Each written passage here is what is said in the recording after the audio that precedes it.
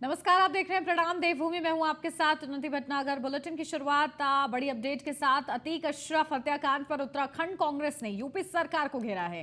कांग्रेस प्रदेश अध्यक्ष करण माहरा ने कहा है कि पुलिस अभिरक्षा में अतीक अहमद को मार दिया जाना यह दर्शाता है कि बीजेपी को न्यायालय पर भरोसा नहीं है। उन्होंने कहा कि हम मानते हैं कि अतीक अहमद कुख्यात अपराधी था, लेकिन उसे सजा देने का अधिकार न्यायालय को था। करण ने यह भी कहा है कि अतीक अहमद के बेटे के ऊपर एक भी मुकदमा दर्ज नहीं था, फिर भी उसका एनकाउंटर हुआ।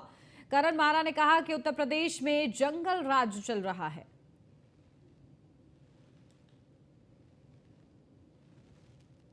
इस बात से कोई इनकार नहीं करता कि अतीक अहमद एक अपराधी था और बड़ा अपराधी था और उसको सजा मिलनी चाहिए थी, लेकिन सजा उसको कानून के हिसाब से मिलनी चाहिए थी। हिंदुस्तान में कानून है, संविधान है और कोर्ट्स हैं और कोर्ट सजा देती है। हमारे यहाँ उम्र कैद से लेके फांसी तक की बड़ी से बड़ी सजाएं हमारे यहाँ है। और अतीक अहमद को क्या सजा देनी थी ये कोर्ट के जज ने तय करना था, लेकिन जिस तरीके से उसके 19 साल के बेटे को, जो लॉ का स्टूडेंट था फर्स्ट ईयर का, जिस पर एक भी आपराधिक मुकदमा दर्ज नहीं था, उसका एनकाउंटर करना, उसके बाद पुलिस अभिरक्षा में 17 पुलिस वालों के बीच में रहते हुए भी उसकी हत्या कर देना और रात को उसको मेडिकल के लिए ले जाना, ये सब अपने आप में शंका पैदा करता है। ऐसा लगता है कि भारतीय जनता पार्टी के शासन में जंगल राज इस देश में बस गया है और सरकार को कानून पर भरोसा नहीं है। इस बात से कोई इनकार नहीं करता कि अतीक उत्तर प्रदेश के प्रयागराज में पुलिस कस्टडी में माफिया अतीक अहमद और अशरफ की गोली मारकर हत्या किए जाने के बाद उत्तराखंड में भी अलर्ट है। खासकर भारत नेपाल सीमा से सटे इलाकों और यूपी बॉर्डर पर सुरक्षा बढ़ा दी गई है। वहीं हरिद्वार में पुलिस सभी लोगों की सघनता के साथ चेकिंग कर रही है।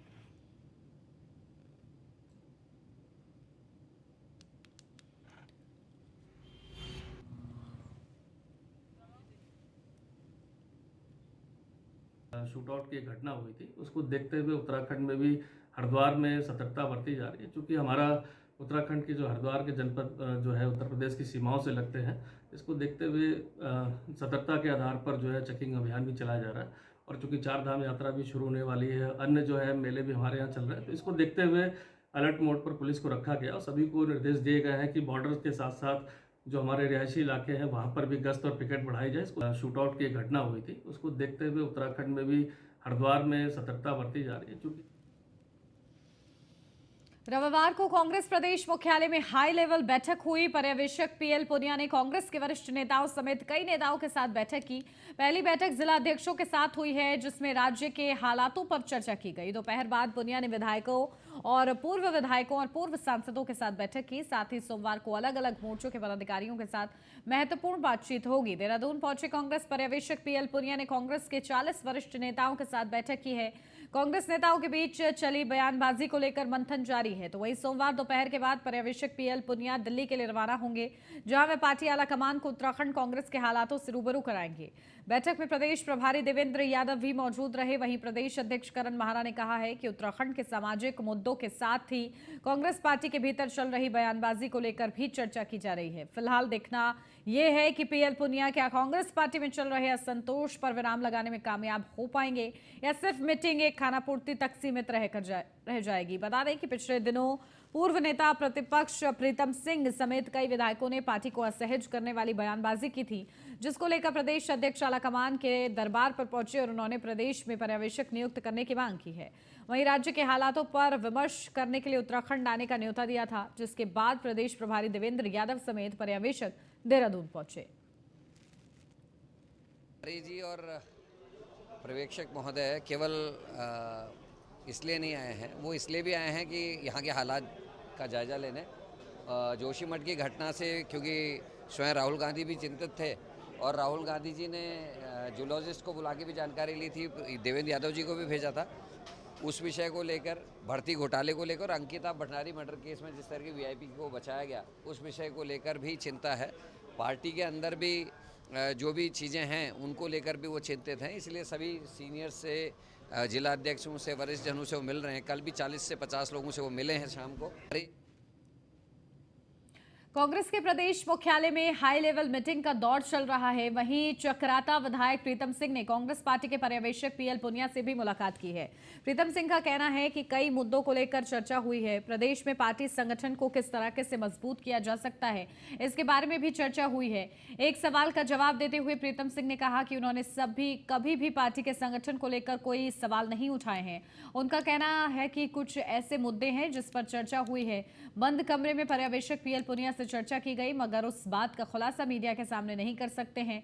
इशारों में उन्होंने ये जरूर कह दिया है कि आपको बता दें कि जिस तरह से पार्टी में बयानबाजी चल रही थी उसके बारे में उन्होंने भी अपना पक्ष पर्यवेक्षक पीएल पुनिया के सामने रखा है और देखना होगा कि पार्टी गुटबाजी को लेकर क्या कदम उठाती है।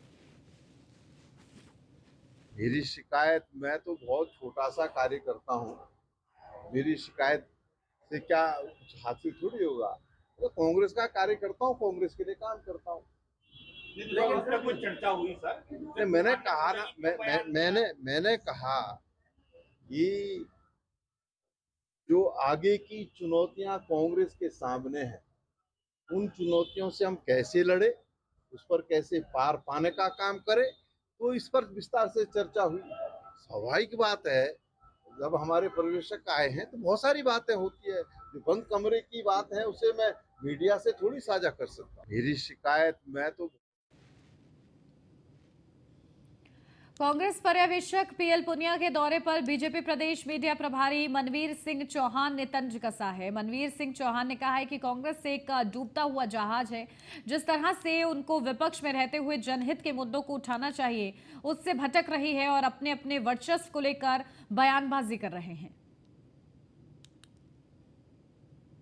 उत्तराखंड कांग्रेस में चाहे कोई भी पर्यवेक्षक उनका आ जाए, उनके राहुल गांधी आ जाएं, सोनिया गांधी आ जाएं, जिस प्रकार से कांग्रेस में कई सालों से, चाहे राज्य स्तर पर से लेकर के अब तक जो भी चल रहा है वो सबको मालूम है। उत्तराखंड की जनता अच्छी तरह से मालूम है। कांग्रेस जब सरकार में रहती है तब भी उनके क्या हाल थे और जब वो विपक्ष में है तब भी उनके क्या हाल हैं, सब देख रहे हैं। क्योंकि कांग्रेस की जो उनकी नैतिक जिम्मेदारी इस समय विपक्ष में जनता के मांग को उठाने की है, उत्तराखंड कांग्रेस में शनिवार को उत्तराखंड के मुख्यमंत्री पुष्कर सिंह धामी ने हिल की बात युवा संवाद कार्यक्रम के तहत स्कूली छात्रों से संवाद किया।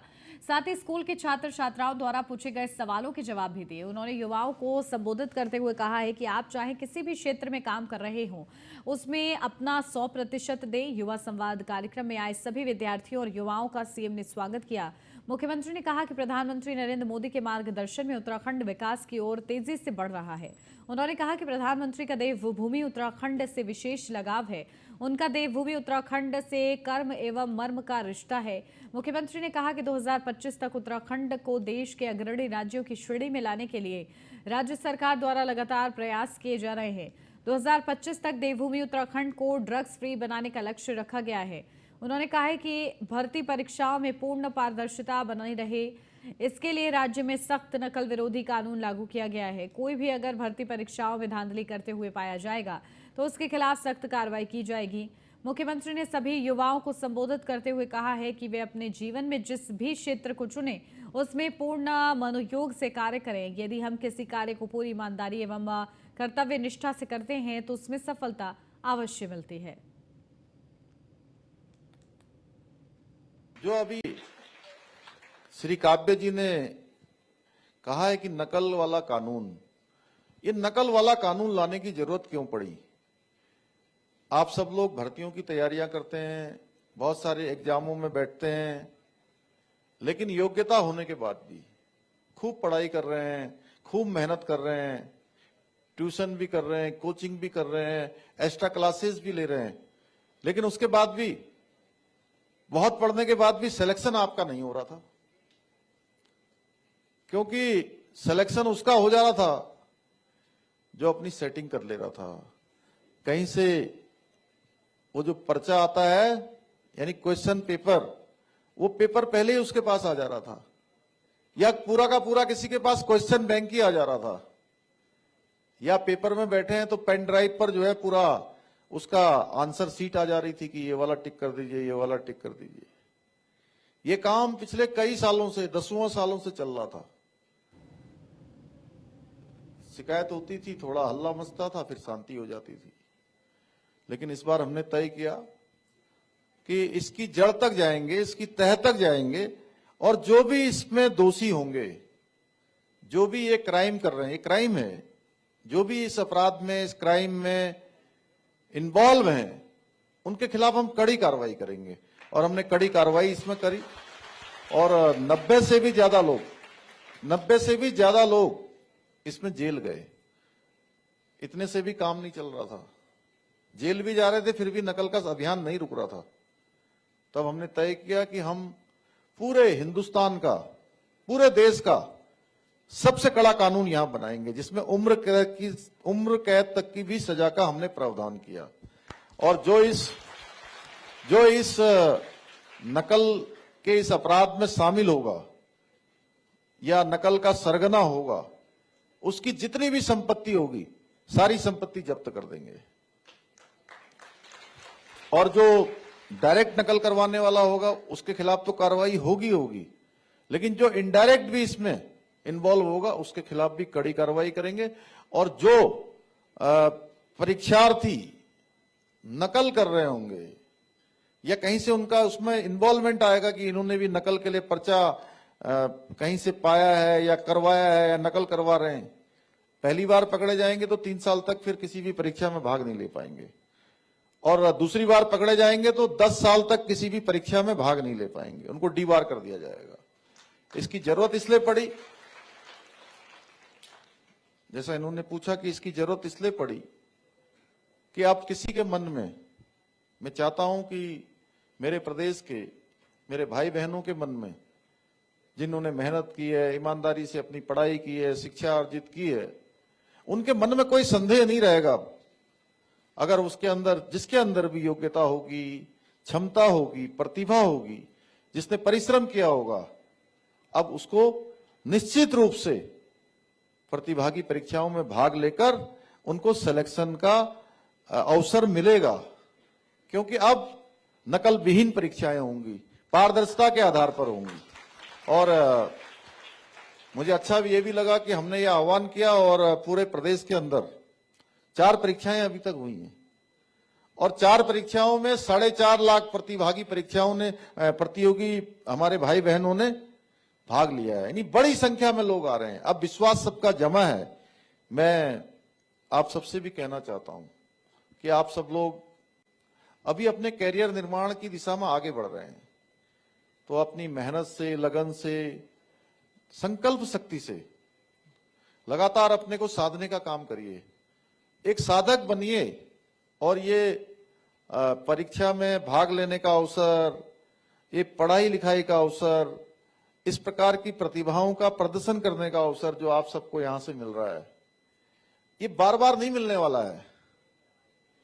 ये जवानी भी बार बार नहीं मिलने वाली है, और ये जिंदगानी भी बार बार नहीं मिलने वाली है। इसलिए जो अवसर मिला है, इस अवसर का पूरा लाभ उठाइए, इस समय को अपने हाथों से मत जाने दीजिए, और जो आपके माता पिता की आपसे अपेक्षा है, आपके गुरुजनों की जो आपको शिक्षा देने वाले आपके शिक्षक गण हैं, उनकी भी अपेक्षा है।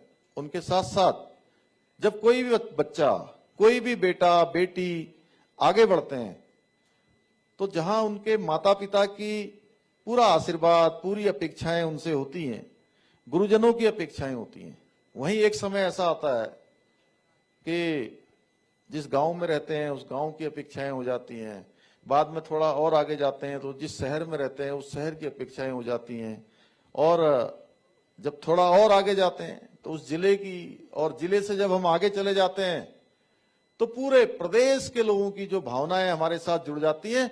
और हम जब बड़े स्तर पर जाते हैं, यानी कि राष्ट्रीय स्तर से अंतर्राष्ट्रीय स्तर पर जाते हैं, तो आपने देखा होगा जब हमारे खिलाड़ी क्रिकेट के मैदान में खेलते हैं, बैडमिंटन के मैदान में खेलते हैं, किसी हॉकी के उसमें खेलते हैं, या किसी अंतर्राष्ट्रीय प्रतियोगिता में भाग ले रहे होते हैं, तो हम सब दुआ करते हैं कि हे भगवान, ये हमारे देश के लिए खेल रहा है, इसको शक्ति देना, इसको जिताना, इसको इसमें इस प्रतियोगिता में इसको सफल बनाना। वैसे ही हम सबके साथ भी सबकी भावनाएं जुड़ जाती हैं, तो इसका ध्यान रखते हुए हम लोगों को आगे बढ़ना है। मेरी सबको शुभकामनाएं। बिल्कुल। देहरादून पुलिस के हाथ बड़ी कामयाबी लगी है। पुलिस ने नशा मुक्ति केंद्र में युवक की हत्या करने वाले 4 आरोपियों को अरेस्ट कर लिया है। पुलिस आरोपियों की लंबे समय से तलाश में जुटी हुई थी। साथ ही पुलिस ने हत्या में प्रयुक्त बेसबॉल का डंडा भी आरोपियों की निशानदेही पर बरामद कर लिया है। बता दें 11 अप्रैल 2023 को थाना क्लेमेंट टाउन में पीड़ित हेमंत ने शिकायत दर्ज कराई थी कि उसके भाई सिद्धार्थ उर्फ सिद्धू को करीब 20-25 दिन पहले आराध्य फाउंडेशन नशा मुक्ति केंद्र चंद्रबनी में भर्ती कराया गया था, जिसकी नशा मुक्ति केंद्र के संचालक प्रशांत जोयाल, अजय शर्मा और मनीष कुमार और मोहन थापा द्वारा बेरहमी से पीटकर हत्या कर दी गई। और मंगलवार सुबह करीब 7 बजे सिद्धार्थ के शव को कपड़े में लपेटकर घर के बाहर छोड़कर भाग गए। इस आधार पर तत्काल थाना क्लेमेंट टाउन में मुकदमा पंजीकृत किया गया था। आरोपियों के खिलाफ मुकदमा दर्ज होने के बाद पुलिस ने मामले की जांच करते हुए घटनास्थल का निरीक्षण कर सबूत इकट्ठा किए। जांच में पाया गया कि नशा केंद्र संचालक प्रशांत जोयाल और अजय शर्मा ने 10 अप्रैल की रात सिद्धार्थ के साथ काफी मारपीट की थी। इस कारण अगले दिन सुबह तक सिद्धार्थ की मौत हो चुकी थी। ये देखकर प्रशांत के कहने पर अजय, मनीष और मोहन थापा ने प्रशांत की स्विफ्ट कार से सिद्धार्थ के शव को उसके घर के बाहर छोड़ दिया था। दिनांक 11 अप्रैल में एक मुकदमा पंजीकृत किया गया था थाना क्लेमेंट टाउन में, जिसमें कि एक व्यक्ति जो कि नशा मुक्ति केंद्र में उसके परिजनों द्वारा जिसको भर्ती कराया गया था, उसकी मृत्यु के पश्चात उसकी डेड बॉडी को उसके घर में छोड़कर जाने के बाद उनके द्वारा मुकदमा पंजीकृत कराया गया था, जिसमें कि 302 आईपीसी में और SC/ST एक्ट के अंतर्गत मुकदमा पंजीकृत किया गया था। इस संबंध में विवेचना के पश्चात विवेचक द्वारा जो चारों अभियुक्त हैं उनकी गिरफ्तारी की गई है। और जो घटना में प्रयुक्त बेसबॉल है, बेसबॉल का डंडा है जिससे कि उसके साथ मारपीट करने के आरोप लगाए गए थे, उसकी भी बरामदगी की गई है। त्यूड़ी आगजनी मामले की जांच डीजीपी ने डीआईजी निवेदिता कुकरेती को सौंपी थी, जिसमें महत्वपूर्ण जानकारी सामने आई है। जांच अधिकारी निवेदिता कुकरेती ने बताया कि जिस मकान में आग लगी थी वो 1951 में देवदार की लकड़ी का बना था। मकान के कमरे काफी छोटे थे और ना ही कोई दूसरा गेट निकलने के लिए था, जिस कारण आग लगने पर अंदर फंसे बच्चे बाहर नहीं निकल पाए। देवदार की लकड़ी का घर बना होने के कारण आग ने भयानक रूप ले लिया। डीआईजी ने फायर की लापरवाही की बात को नकारा है। में जांच से प्रथम दृष्टया जो मौके पर और पूरा सीन रिक्रिएशन करके देखा गया है, तो उसमें जो घर था उसका फर्स्ट फ्लोर पूरा देवदार की लकड़ी का बना हुआ था। कमरे बहुत छोटे छोटे थे। जिस कमरे में ये घटना घटित हुई है उसमें केवल एक एंट्री एग्जिट डोर था, बाकी कोई खिड़की नहीं थी, जो कि दूसरी तरीके से जो है जहाँ से एग्जिट का रास्ता इस्तेमाल किया जा सकता। और एक ही तरफ रोड की तरफ फेसिंग ये मकान था। इसमें लगभग 9 परिवार रहते थे, जिनकी जो है सिलेंडर्स भी वहाँ पर थे। नीचे एक राशन की दुकान थी और सबसे नीचे देवदार की कुछ बल्लियाँ भी रखी हुई थी, जो कि बयानों में पता लगा है। इसके उपरांत वहाँ पे जब आग लगी तो एंट्री गेट में आग लगी, और चूँकि पूरा देवदार का था और 1951 का ये मकान बना हुआ है, तो उसमें बहुत भयंकर आग पकड़ी और एग्जिट का कोई और रास्ता नहीं होने के कारण वहाँ पे जो है आग जो है बहुत ज़्यादा को जांच के लिए भेजा था। वो मौके पे गई भी थी, उन्होंने जांच कर भी ली है। अभी उनकी रिपोर्ट मुझे मिलना बाकी है। यद्यपि जो प्राथमिक रूप से ऐसा लगता है कि फायर कर्मियों की तो कोई कमी विशेष नज़र नहीं आई है, कि संसाधनों में और बेटर किया जा सकता था। वो हम प्रयास करेंगे कि आगे भविष्य में जो रिमोट लोकेशन हैं उसमें भी संसाधनों की कमी न होने दी जाए। तो जाँच के लिए पुरानी पेंशन बहाली को लेकर जिले भर में सरकारी कर्मचारियों ने सरकार के खिलाफ जुलूस निकाला है। रुद्रपुर के गांधी पार्क से जिले भर के सरकारी कर्मचारियों ने हुंकार भरी और पुरानी पेंशन की मांग को लेकर जिला मुख्यालय उधम सिंह नगर के रुद्रपुर के गांधी पार्क पर निकले और अपनी अपनी मांगों भरा पत्र मुख्यमंत्री उत्तराखंड को संबोधित करते हुए उप जिलाधिकारी को दिया, जिसमें 1 अक्टूबर 2005 के बाद नियुक्त सरकारी कर्मचारियों को पुरानी पेंशन का लाभ दिए जाने की मांग की गई है।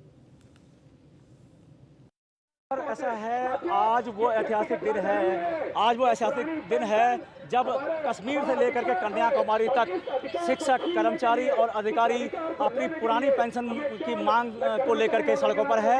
और आज जो रैली निकाली जा रही है उधम सिंह नगर के इस गांधी पार्क रुद्रपुर मैदान में, ये रैली केवल यहीं पर नहीं हो रही है, यहाँ पूरे देश भर और पूरे प्रदेश भर के सभी जिला मुख्यालयों में ये पेंशन संवैधानिक रैली का आयोजन किया गया है। मैं श्रीमती अभय चौहान राजकीय प्राथमिक विद्यालय वाल्मीकि नगर से बोल रही हूँ। अगर एनपीएस इतनी अच्छी है तो हमारे जो माननीय नेताजी हैं वो अपने लिए क्यों नहीं करते, हमारे लिए ही क्यों, कर्मचारियों के लिए। सभी लोग अपने लिए करें ना तो हम भी खुश हैं, तो अगर वो खुश है तो हम भी खुश हैं। हमारे लिए भी वही होनी चाहिए पुरानी पेंशन जो उन्होंने अपने लिए। मसूरी में देवप्रयाग कीर्तिनगर जन कल्याण समिति और national integrated forum of artist and activist द्वारा महेंद्र इंद्रेश अस्पताल के सहयोग से मसूरी के राधा कृष्ण मंदिर के सभागार में थैलेसीमिया से पीड़ित बच्चों के लिए विशाल रक्तदान शिविर का आयोजन किया गया, जिसमें सैकड़ों लोगों ने रक्तदान किया। इस मौके पर निःशुल्क नेत्र जांच एवं ऑपरेशन शिविर का आयोजन भी हुआ है। हर बार जो है ब्लड डोनेट कैंप के अलावा और भी सामाजिक कार्य करती है। इस बार इससे पहले हमने जो है निफा के साथ जो है यहाँ पे ब्लड डोनेट कैंप लगाया था, जिसको देखते हुए जो है हरियाणा सरकार ने हमें सम्मानित किया वहाँ पे जाके, जो वहाँ के सीएम है मनोहर लाल खट्टर जी। तो उसी के साथ आज भी हमारा जो निफा जो संस्था है उसके साथ यहाँ पे ब्लड डोनेट कैंप, कैंसर जाँच शिविर और जो है नेत्र परीक्षण शिविर लगाया गया है, जिसमें मसूरी सहित आसपास के क्षेत्रों से बड़ी संख्या में लोग यहाँ पे आकर जो उसका लाभ ले रहे हैं।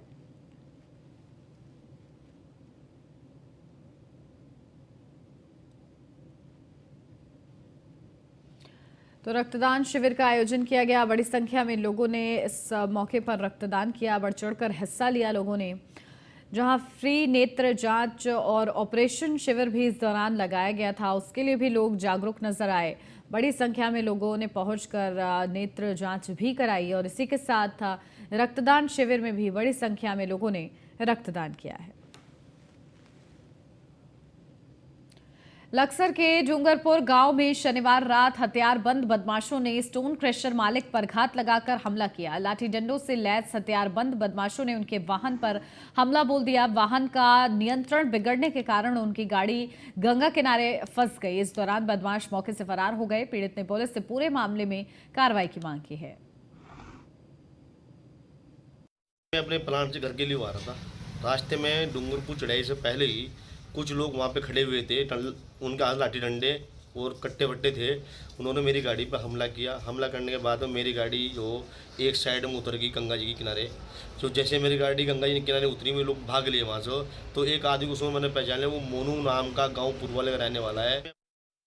के शाम को जो घटना हुई है इसके बारे में मुझे थोड़ी जानकारी मिली है कि पवन कुमार, जिनका स्टोन क्रशर गणपति प्रतापपुर में लगा हुआ है, उनके द्वारा सूचना मिली कि रात को 2 गाड़ी पे 4 से 5 आदमी सवार थे, जिन्होंने लाठी से और देसी तमंचे वगैरह से उनके खिलाफ कार्रवाई करनी चाहिए। उन्होंने घटना को अंजाम देना चाहा, लेकिन किसी कारणवश वे बच गए।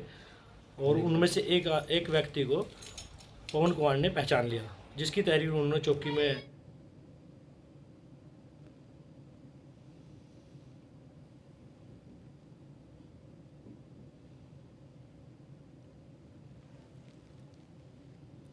मुख्यमंत्री कार्यालय ने सभी विभागों से बीजेपी के चुनाव दृष्टि पत्र पर अब तक हुई कार्रवाई का ब्यौरा तलब किया है। मुख्यमंत्री जल्द दृष्टि पत्र पर हुई कार्रवाई की समीक्षा करेंगे और इस साल पूरी की जाने वाली घोषणाओं का एजेंडा तैयार कराएंगे। मुख्यमंत्री पुष्कर सिंह धामी ने सभी विभागों को निर्देश दिए हैं कि आखिर 1 साल में कौन से वादे पूरे हुए हैं और अगले 4 साल में जिन वादों को पूरा करना है उनकी क्या कुछ प्रगति है, उसका भी ब्यौरा मांगा गया है। मुख्यमंत्री पुष्कर सिंह धामी का कहना है कि जो भी वादे जनता से किए गए हैं, साथ ही जो घोषणाएं सरकार के द्वारा की गई हैं, उन्हें समय पर पूरा किया जाएगा।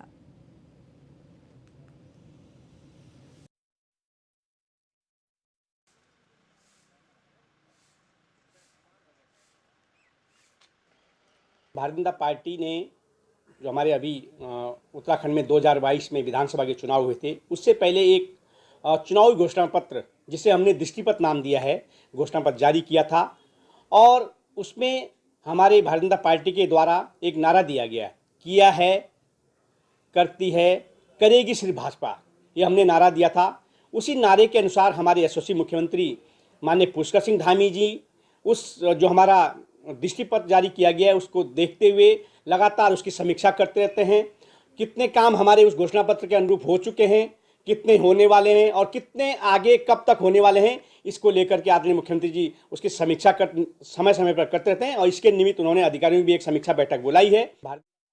दृष्टि पत्र को लेकर हम लोग लगातार काम कर रहे हैं। दृष्टि पत्र में बहुत सारे जो विषय थे उनको हमने पहले साल में ही उन पर निर्णय भी ले लिए हैं, कुछ पूरे भी कर दिए हैं और अगले जो हमारा दृष्टि पत्र का संकल्प है वो हम पूरा संकल्प पूरा करेंगे, उसको धरातल पर उतारेंगे और अगले 10 सालों का भी जो दृष्टि पत्र है और एक मैं कहूँ कि विजन डॉक्यूमेंट, उस पर भी काम करेंगे, उसी मॉडल को लेकर आगे बढ़ेंगे। दृष्टि पत्र को